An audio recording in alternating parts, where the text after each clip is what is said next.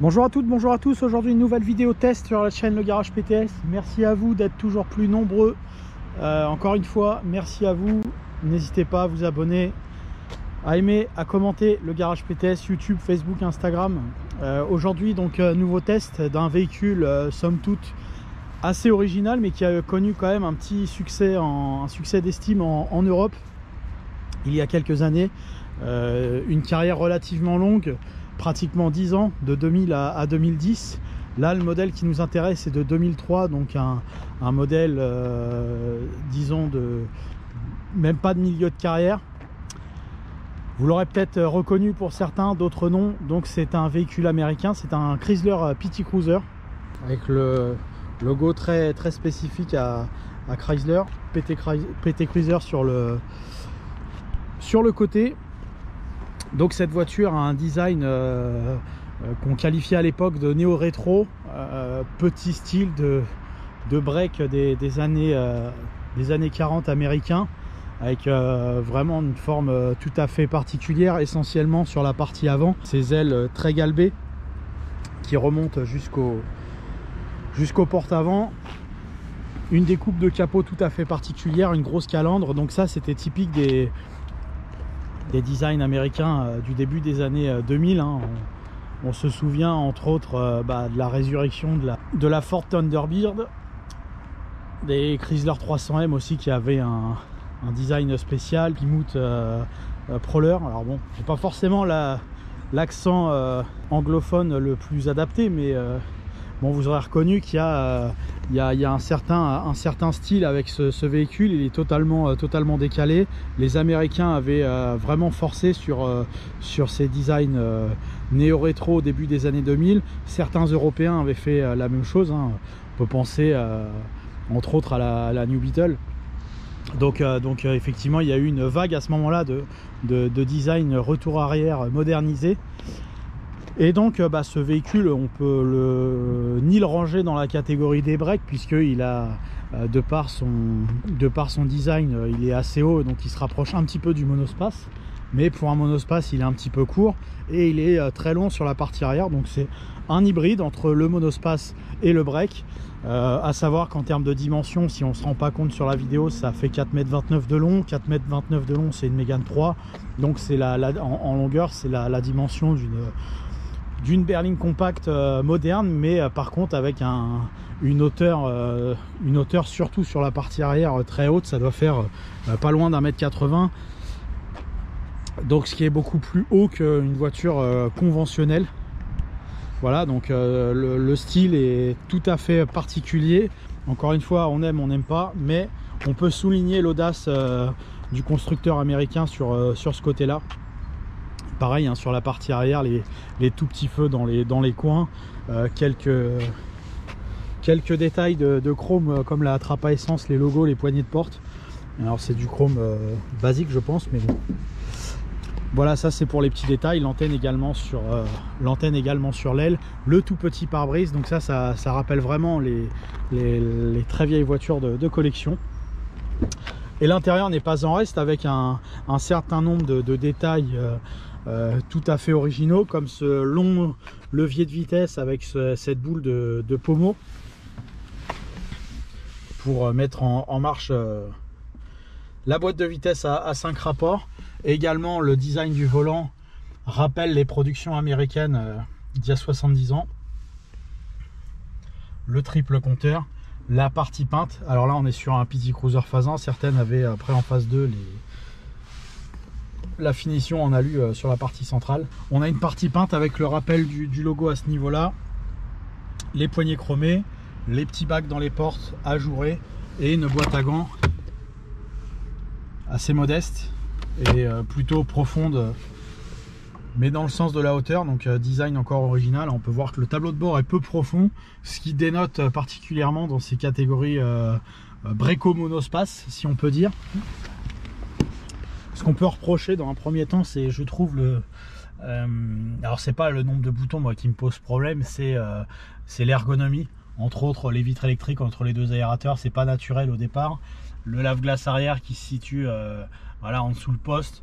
Le plafonnier qui s'allume au niveau de qui s'allume au niveau de la commande. J'ai galéré pour l'éteindre, je comprenais pas. Au niveau de l'éclairage des feux avant, en fait quand vous mettez sur la dernière position, vous allumez le plafonnier. C'est très bizarre. En fait ça c'est le rhéostat du compteur. Donc il y a plein de choses comme ça qui nous embêtent un petit peu sur l'ergonomie de la voiture. Pourtant l'équipement est relativement simple, hein. On est sur puisque j'ai pas parlé de la version, on est sur une version classique. Donc c'est le premier niveau d'équipement sur le PT Cruiser. On doit avoir la dénomination sur le coffre arrière, voilà, classique 2 litres. Donc on est sur une version essence, une rare version essence. Et donc là on est sur la version entrée de gamme du PT Cruiser, le 2 litres classique, donc premier modèle. Pour faire simple, hein, après on avait droit donc au 2 litres 4 et après un 2 litres 4 turbo, donc qui est somme toute très très rare et qui va devenir vraiment collector. Mais globalement je pense que le PT Cruiser dans quelques années deviendra un produit très particulier, très collector, très recherché pour les amateurs de voitures néo-rétro. Il y en aura dans quelques années je pense, au même titre que je sais pas pour ce qui est plus vieux dans les années 70, les AMC Passeur entre autres. Voilà, donc ça pour la partie avant du tableau de bord. En termes de design, c'est tout à fait original. Par contre l'ergonomie c'est à revoir, hein. C'est un peu complexe. Les sièges sont livrés avec une sellerie velours. On peut avoir sur les versions supérieures un intérieur en cuir qui a priori n'est pas de très très grande qualité.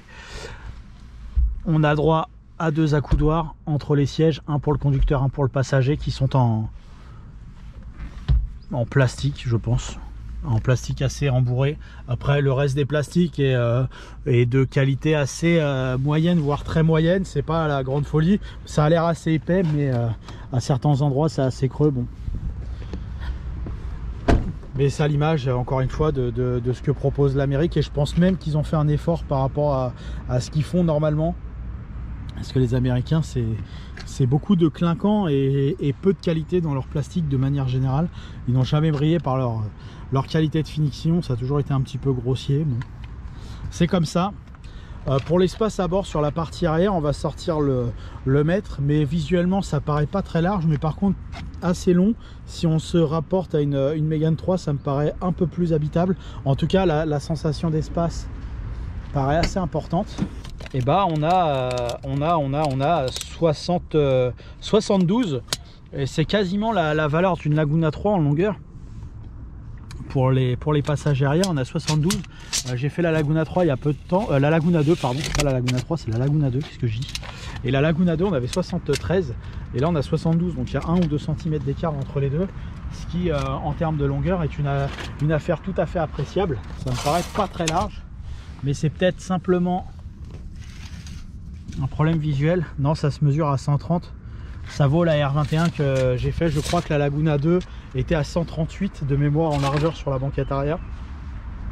Donc mon œil m'a pas trop trompé pour la banquette arrière, avec 72 par 130. Donc confortable à 4, un peu plus compliqué à 5. Et donc forcément on va être sur des chiffres supérieurs à une Mégane 3. Hein. Je les ai pas mesurés avec la technique de mon mètre habituel, mais en tout cas on est en largeur plus faible qu'une Laguna 2, ce qui paraît pas anormal, hein. C'est une voiture de plus petite catégorie. Par contre en longueur c'est une bonne chose. Pareil pour le coffre. Alors la plage arrière est un peu spéciale, il n'y a pas de corde, elle se met en 2 positions comme ça. C'est un peu particulier. Et après il y a un petit schéma qui montre qu'on peut la mettre un peu dans toutes les positions. Et donc en longueur 75, hein, c'est une valeur je pense comparable à une Mégane 3, et on doit avoir un petit mètre. Alors il n'est pas très large encore une fois le coffre, hein, je pense. Voilà, j'arrive pas à le mettre bien droit, mais il y a un petit mètre, hein, il y a un petit mètre en largeur. Par contre il y a de la hauteur, donc ça c'est encore une fois c'est appréciable.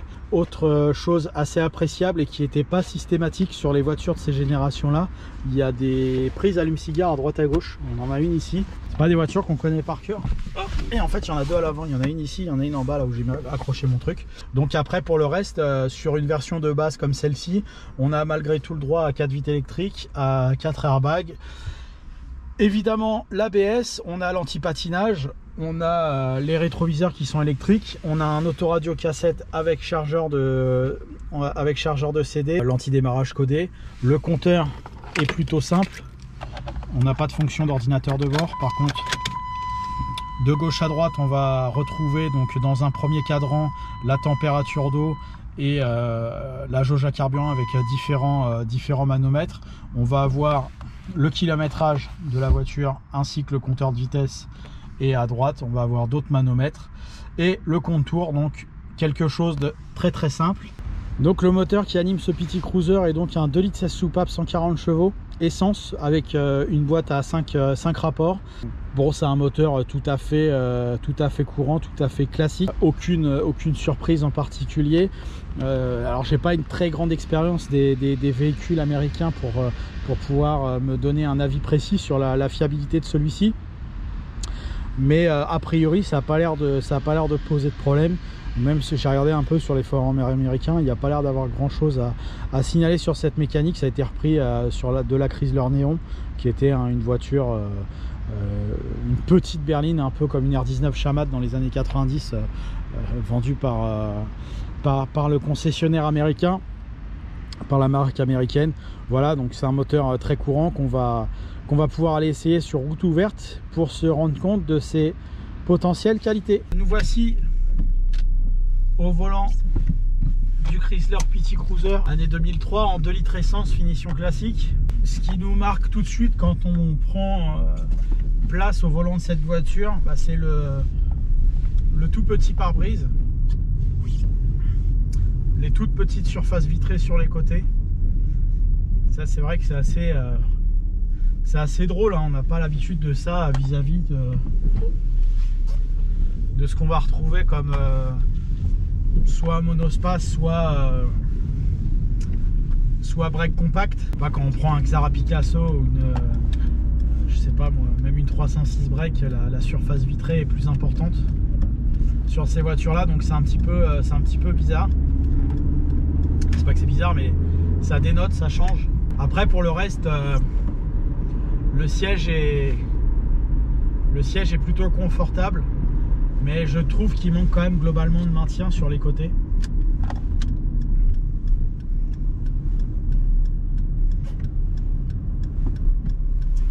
La longueur est plutôt correcte.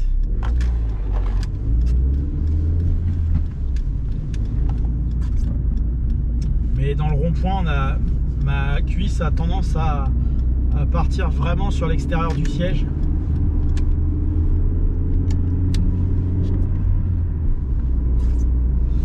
Ça, c'est assez moyen, malheureusement. On va voir comment il se débrouille sur l'exercice de reprise. Peut-être être obligé de partir en deuxième. C'est possible qu'il y ait du monde sur le trafic.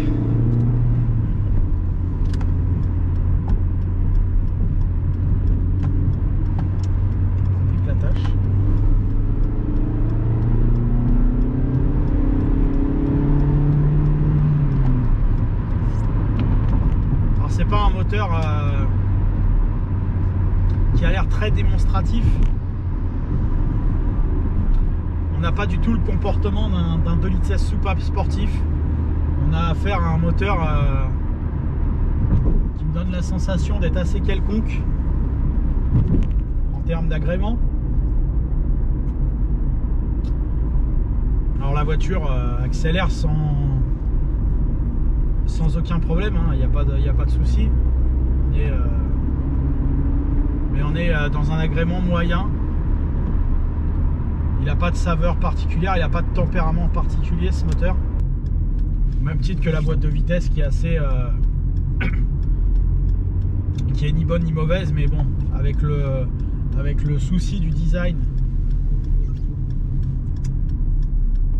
du pommeau et du levier de sélection, forcément vous ne pouvez pas s'attendre à avoir quelque chose de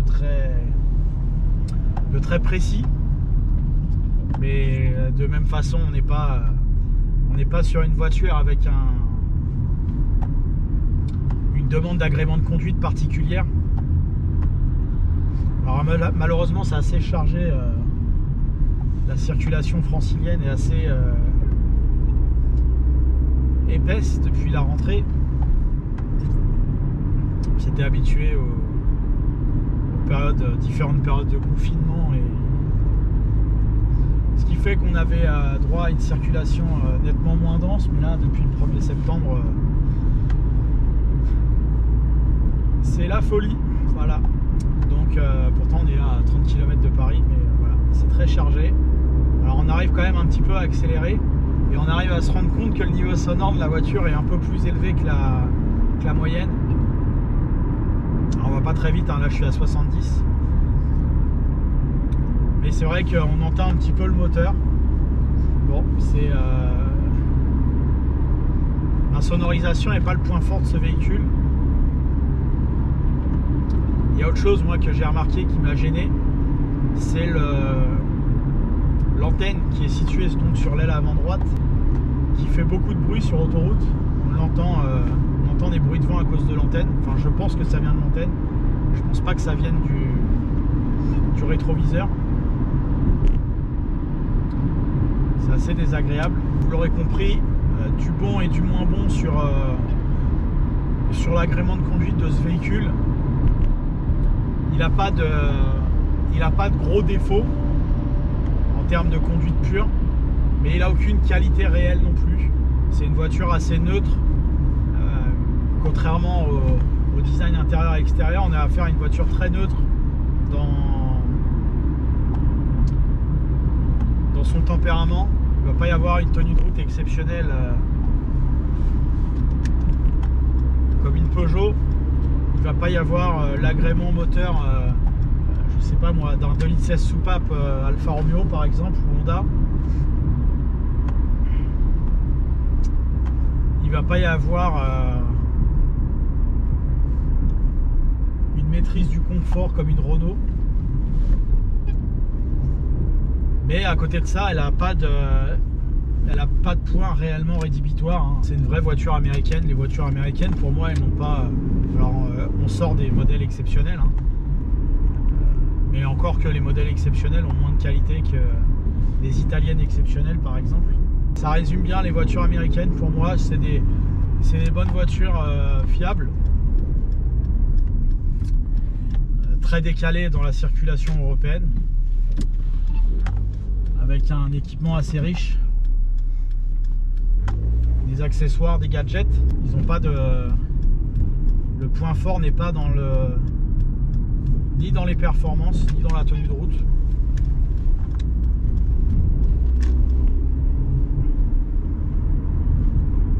Voilà, la voiture, elle prend un petit peu de roulis. C'est moins agréable à conduire qu'un Scénic 2. Mais je pense que ça tient un peu mieux la route quand même qu'un Xara Picasso, qui pour moi était vraiment pourri de ce côté-là. Alors là, j'ai pas pu prendre de haute vitesse dans cette essai-là, mais j'ai quand même pris des hautes vitesses sur autoroute. Il n'y a pas de prise au vent particulière, il n'y a vraiment aucun danger à l'utiliser, donc c'est encore largement exploitable au quotidien.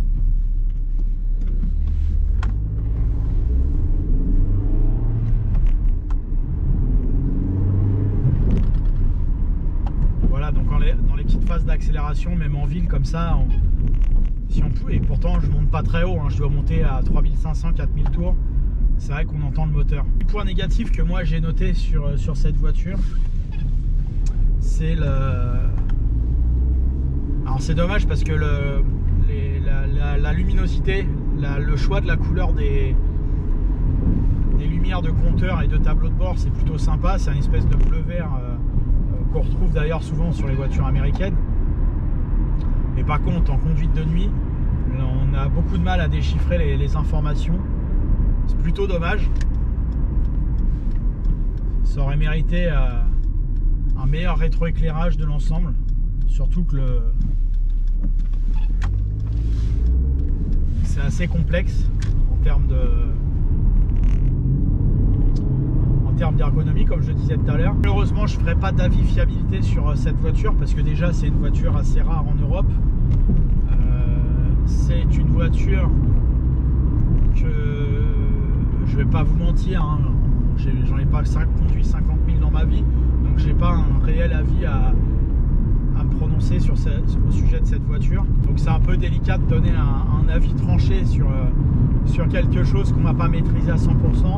D'après ce que j'ai lu, ça n'a pas l'air de poser problème. Ça prend du kilométrage sans trop de soucis.